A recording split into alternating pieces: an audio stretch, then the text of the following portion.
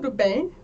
Seja muito bem-vindo ao curso Libras, Prática e Inclusão. Libras, Prática e Inclusão.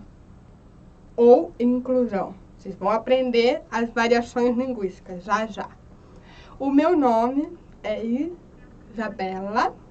O meu sinal na comunidade surda é a letra I na sobrancelha. Na aula de hoje, nós vamos conversar um pouquinho sobre o que é Libras. Libras, o quê? O que é Libras? Certo? Vamos lá.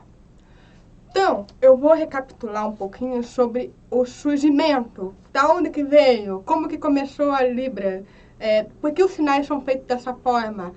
Ai, professora, preciso aprender sobre a história da Libra.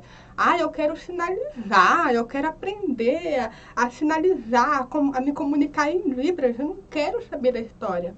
Pessoal, saber da história da Libras e da língua de sinais é muito importante para que vocês tenham contexto. Lembra que eu venho falando nas últimas aulas?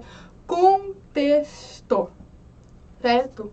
Vocês entendendo a origem da Libras, o porquê dos sinais serem realizados de alguma maneira, daquele jeito, por que ele é feito dessa forma, por que você utiliza aqueles parâmetros que vocês vão aprender logo em breve, por que você se comporta daquela maneira, por que a Libra já acontece dessa maneira, é muito importante para vocês entenderem o por trás.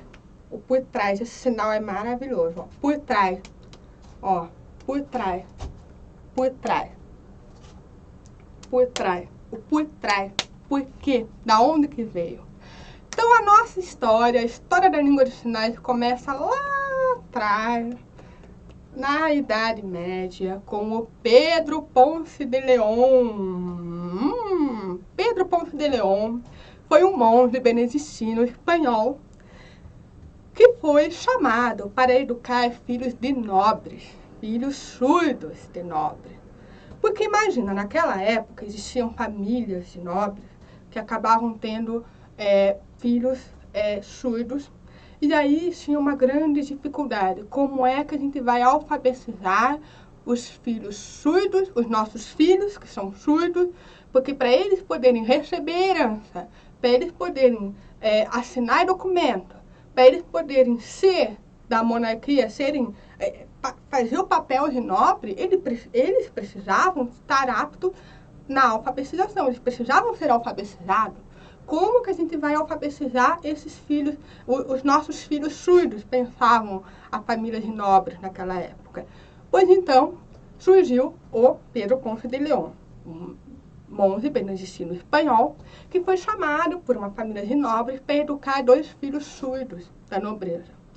E o Pedro Ponce de León tem, naquela época, hoje em dia, na verdade, tem alguns pesquisadores da área da surdez, da área da língua de sinais, que acreditam que o surgimento do alfabeto manual pode ter ocorrido devido ao fato de que, como Pedro Ponce de León era um monge, os monges faziam um voto do silêncio. Então, como eles não podiam oralizar por causa do voto de silêncio, eles precisavam se comunicar de uma outra maneira, através dos... Naquela época não era ainda chamado de sinalização, era um chamado de gesto, tá? Isso a gente já vai chegar nessa parte da aula. Então, eles se comunicavam por meio das mãos. Então, há pesquisas que mostram que uma das possibilidades do surgimento do alfabeto manual pode ter ocorrido devido a essa questão do voto de silêncio que o monge Pedro Ponce de León tinha que fazer. Então, ele aprendeu o alfabeto manual na época em que ele fazia esse voto de silêncio. Certo? Ok. Então, por esse motivo, o que aconteceu? O Pedro Ponce de León pegou os 2 meninos nobres, surdos, filhos de nobre, e ensinou não só o alfabeto manual, como ensinou física, astronomia, filosofia, tudo. Os dois meninos estavam alfabetizados e tiveram acesso à educação. Então, por esse motivo, foi uma revolução na educação de surdos. O Pedro Ponce de León é o primeiro professor de surdos da história da humanidade. Disse de passagem isso. Há as pesquisas que comprovam isso. Ok. Mais para frente, um pouco no tempo, na França, letra F, olha lá, ó. Abre a palma da mão assim. Desce o indicador, dedão para fora. F de fora. Muito bem. França. Na França, tinha um professor chamado Charles Michel Lepé. Charles Michel Lepé era um francês, professor, ouvinte, que perambulava ali, andava nas ruas parisienses, ruas de Paris, e notava os surdos mendigos que perambulavam por aquelas ruas de Paris. E ele ficava encucado. Eu quero ensinar esses surdos, eu quero alfabetizá-los, pois então vou fazer isso. Pegou todos os surdos que estavam nas ruas de Paris, perambulando, levou para casa, né? E aí o que aconteceu? Ele começou a educar os surdos. Qual que era o método que o Lepé utilizava? Esse método, os chamados sinais metódicos. O que seria isso, professora? Pois bem, o Lepé, o que ele fazia? Ele pegava, vamos supor, um copo, a imagem, copo. Vamos fazer de conta que tem um copo aqui. O sinal na Libras de copo é esse aqui, letra C de copo. Ah, letra C de copo, C de copo. Copo. Novamente, ó, mão de apoio, eu tô tentando aqui. Copo. O Lepé pegava o copo, o objeto, copo, e mostrava para o surdo. E falava assim, esse é o copo. O sinal de copo é esse aqui, copo. E a palavra em francês é essa. Então, por meio de associações, conexões, o surdo aprendia. Ele pegava o objeto, fazia referência com o sinal e com a palavra em francês. Então, esse método foi revolucionário na educação de surdos. Revolucionou o mundo inteiro. Por esse motivo que o Lepé é considerado o pai dos surdos, porque ele soube ensinar de uma forma contextualizada. Muito importante a gente aprender qualquer coisa na vida com contexto. Os surdos que ele educava, aprendiam por meio do contexto, por meio das conexões.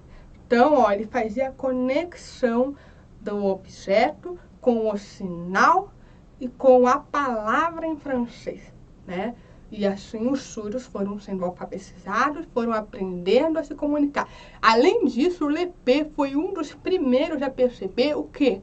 Que não adiantava tentar oralizar com o surdo. Oralizar significa falar oralmente, falar, fazer o surdo falar. Não adiantava. Para eles, aquilo não era compreensível. Porque como o surdo não escuta, o surdo profundo não escuta, não compreende o som da nossa voz, não adianta você falar, por exemplo, bala, sem contexto nenhum. O que é bala? Para que serve a bala? De onde veio? O que é? Tem que ter o contexto. Isso é só um exemplo, tá, pessoal? Então, o Lepé percebeu que não adianta forçar na oralização, e sim na sinalização. E olha que nessa época, as línguas de sinais não tinham denominação de língua. Isso fica uma aula mais para frente, um pouquinho eu vou explicar. Pois bem, enquanto isso, aqui no Brasil, o Brasil era governado por Dom Pedro II. E o Dom Pedro II tinha um surdo na família, certo? E também havia um surdo, os filhos de nobres. E aí o Dom Pedro ficou pensando, meu Deus, os surdos brasileiros não são alfabetizados. O que a gente vai fazer? A gente precisa de um professor urgentemente para educar alfabetizar os filhos de surdos brasileiros, da alta corte do Brasil, da alta corte brasileira, não é mesmo? Pois então, parece que alguém dentro da corte de Dom Pedro II contou que na França tinha o Lepé, que alfabetizava os surdos, e todos os surdos que ele ensinava sabiam ler e escrever. O Dom Pedro ficou muito feliz e falou, pois então eu quero um professor surdo, venha para o Brasil, um professor lá da França, venha para o Brasil educar os surdos brasileiros, eu quero ele. Veio quem? Edward Heath, ex-aluno surdo do Lepé. Olha que mundo pequeno, não é mesmo? Ele foi ex-aluno surdo do Lepé. Ele foi aluno do Lepé, aluno surdo. Foi o primeiro professor surdo, né, que veio aqui para o Brasil. E junto com o Dom Pedro II, ele criou o Inês, ao sinal de Inês. Essa é a configuração de mão, ou seja, a forma da mão, ó, essa aqui. Você vai, ó, desce o dedo médio e o anelar segura firme. Aí você vai fazer dessa maneira aqui. Você vai encostar o indicador, as pontas dos indicadores e as pontas dos mindinhos. Inês, bate 2 vezes. Inês, Inês, Inês, Inês. Inês é o Instituto Nacional de Educação de Surdos, localizado aonde? No Rio de Janeiro, a primeira escola de surdos do Brasil. Desde o surgimento do Inês, vieram vários surdos de diversas regiões do Brasil estudar língua de sinais e também as diversas disciplinas, né, ter acesso à educação. Isso é um fato muito interessante. Por esse motivo que a Libras, ela tem muitos sinais da Libras são parecidas com os sinais da língua francesa de sinais. Professora, você está falando, então, que as línguas de sinais a língua de sinal não é universal? Como assim? Eu achei que era universal. Não. Cada país tem a sua língua de sinais. Tem a língua de sinais francesa, a língua de sinais americana, a língua de sinais brasileira, a língua gestual portuguesa, como eles chamam lá. Porque qual que é a sigla Libras? A tradução da sigla, a sigla Libras. Língua brasileira. Sinais. Língua brasileira de sinais. Libras. Essa é a nomenclatura, é a sigla, significa isso. Língua brasileira de sinais. A língua brasileira de sinais é uma língua que foi reconhecida em 2002, 24 de abril de 2002, por meio da Lei 10.435. Sim, faz pouco tempo, foi agora. É jovenzinha, a Libras sempre, desde muitos anos existe a Libras, desde a época do Inês, quando foi surgido, antes até. Né? Ele começou mais ou menos nessa época. Mas só foi reconhecida como língua em 2002, então faz pouco tempo, certo? E oficializada em 2005, para vocês verem como ainda é muito recente o reconhecimento e a oficialização da língua brasileira de sinais. Então, sim, no Brasil temos o português, a língua brasileira de sinais é uma língua oficial do Brasil também, além do português, certo? Então, cada país tem a sua língua de sinais e há variações linguísticas. Como assim, professor? O que é variação linguística? Variação linguística é como, por exemplo, aqui em Curitiba, eu falo assim, eu chamo o estojo de penal. Estojo, aquela bolsinha para você guardar caneta, lápis. Então, a gente chama aqui em Curitiba de penal. Em São Paulo, né, diversos lugares do Brasil, né, chamam de estojo. Língua é viva, por isso que acontece isso. E na língua de sinais também. Um exemplo que eu trago aqui para vocês é o sinal de verde. Quer ver só? Aqui em Curitiba, verde, você vai fazer o seguinte, a cor verde. Vai fazer essa configuração de mão de ok, ó.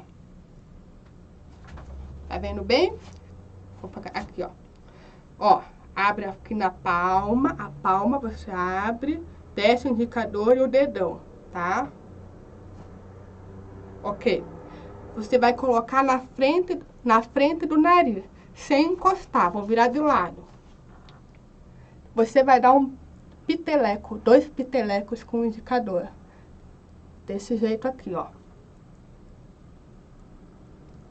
Verde. Verde. Verde, aqui em Curitiba. Em São Paulo, verde. Verde. Essa é a configuração de mão aqui. Você vai, ó, o indicador erguido, você dobra, ó. Dobra a pontinha do indicador. Embaixo do queixo, pra frente. Verde. Verde.